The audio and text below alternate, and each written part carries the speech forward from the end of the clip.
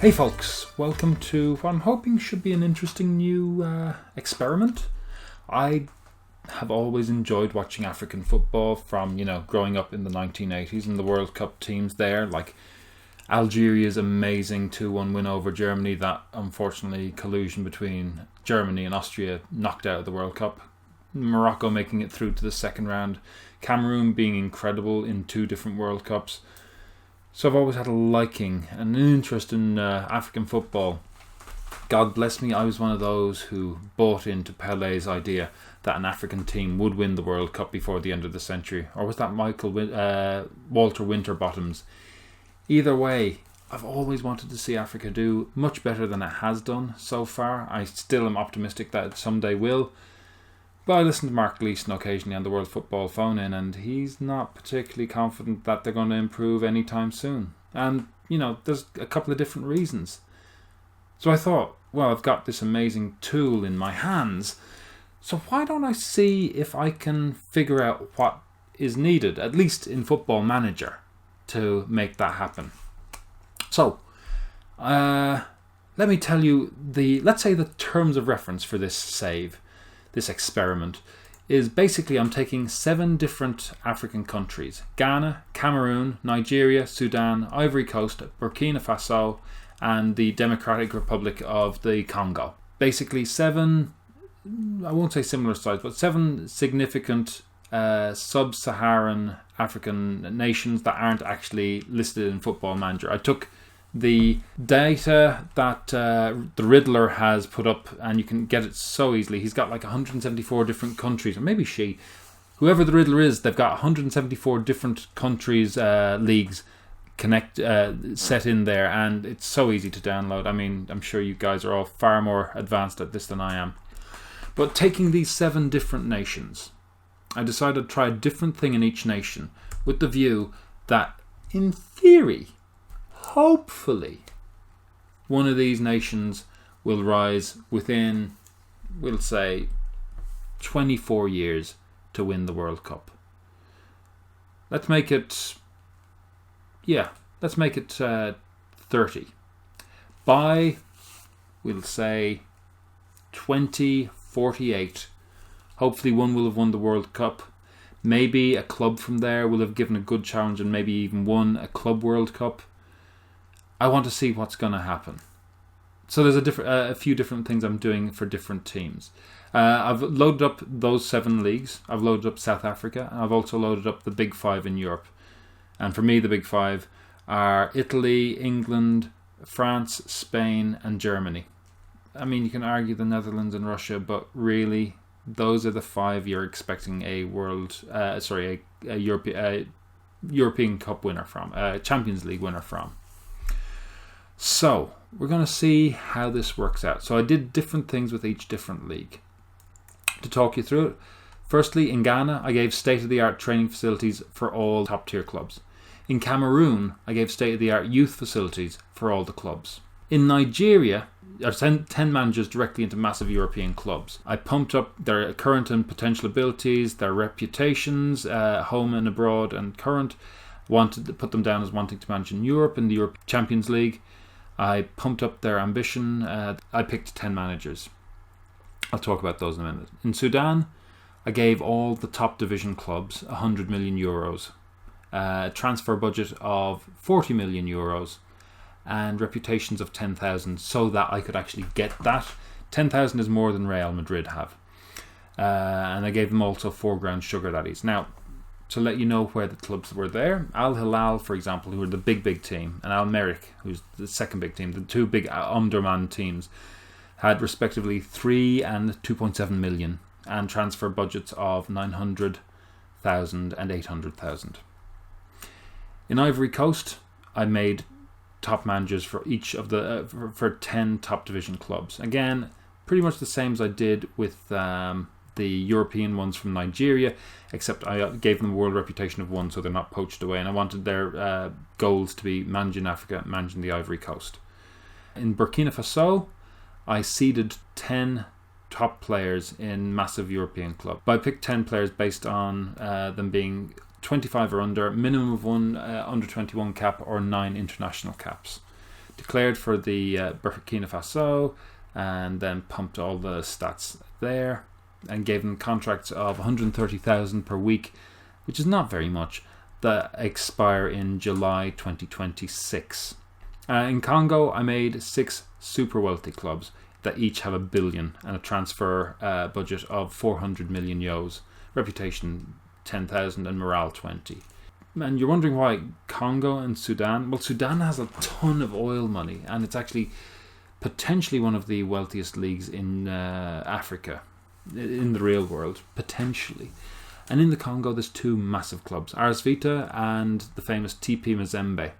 TP Mazembe have 2.1 million in assets and 770,000 of a transfer budget on an in real life 5,500, or in game 5,500 reputation, which is the same as RS Vita.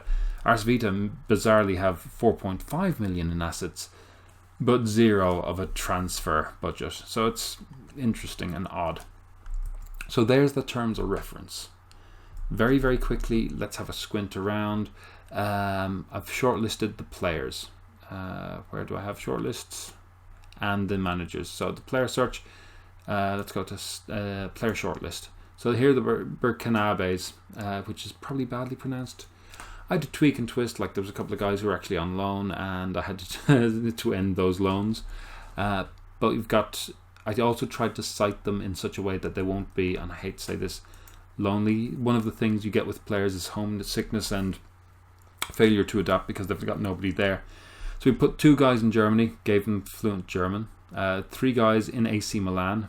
2 guys in Bayern Munich. 3 guys in AC Milan, gave them fluent Italian. Traore was already at Olympique Lyon. So instead of adding somebody there, he's okay. I put 2 guys here in Paris Saint-Germain and 2 guys in Real Madrid. So a good scatter around of players there. And for the manager thing, so let's, how's the best way to do this? There's probably not an easy way. So we have 2 odd ones out. Glafloil was somebody who's already managing in the Ivory Coast, Williamsville, and Orozco Anonam is actually listed as Maltese, but he was born in Nigeria. So we've put new managers in Bayern, Seville, Liverpool, Inter Milan, Benfica, Atletico Madrid, Juventus, AC Milan, and Chelsea and Borussia Dortmund. Simultaneously, now somebody, again, you can see some of these guys are a little bit older, some of them are a lot younger. Like Yao and Eguavan, they're probably not going to have long careers. But I am also pleased to see that the one African player who has gone on to manage more than one team in Europe in top flight is Sunday Olise. So I gave him the big job, Juventus. As you can see, I put them all on a standard, something like 130,000 a week or something like that. So they, didn't seem embarrassed. The ones who went to Europe, that's how I should have parted them, put them together. So you can see those guys there, the Europeans, and then we have the Nigerians. So the Cote d'Ivoirian. I'm really interested to see how these guys do, because I have a suspicion that having a good manager in place might not make a big difference. The reason I put these guys in Europe is in the hope that either they'll go on to coach their national team someday. At the moment, I think Amanike is managing Tanzania as well. But the real hope is that they might bring some of their players to Europe with them. Maybe I should have done heads of youth development as well, but this is going to be a massive big save. To have a look at the players again. This is the thing that fascinates me. So I did a little bit of I pumped some of the stats with the players. I pumped things like where are the players? Determination, composure. I want to say conscience. concentration, decisions, movement and stuff like that, passing, technique, first touch, versatility. They all got pumped. Their reputations got pumped. Their current abilities got pumped. So it kind of made everybody a trequartista. You know what I'm talking about. Here, we'll see what Traore is. No, it doesn't say. Where does it say? Oh, he's an elite winger now. So I threw in a couple of defenders. I thought I'd done more defenders and midfielders, but I clearly haven't. I've got one midfielder, a goalkeeper, 3 defenders, and 1, 2, potentially 4 wingers. We will see what they do with that. It's not my job to be the manager of Burkina Faso. It is the job of Paulo Duarte. Is he any good? Who's he managed? CS Sfax, Gabon, Le Mans, and Burkina Faso. This is his second time there. Lira, and that's it. So it'll be interesting to see how they do. I'm kind of hoping that we'll see an Ivorian or a one of the Nigerians in Europe called in to manage a team like Burkina Faso. But there you have it. Basically, we're attacking this from the angle of money, facilities, players, and managers. So it'll be very interesting to see what happens. So I'm going to can it for there because I have to set this monster going and it's probably going to run all night. I'm going to look in every, we'll say 4 years, just after the World Cup, see how they got on, see if there's any shaking. I expect Burkina Faso to come out swinging really early on. But I think in the longer run, I don't know if it's going to be, I suspect it's going to be Cameroon with their state-of-the-art youth facilities that do best. Maybe Congo. We'll see. Last one to win the World Cup, I suppose, is a rotten egg.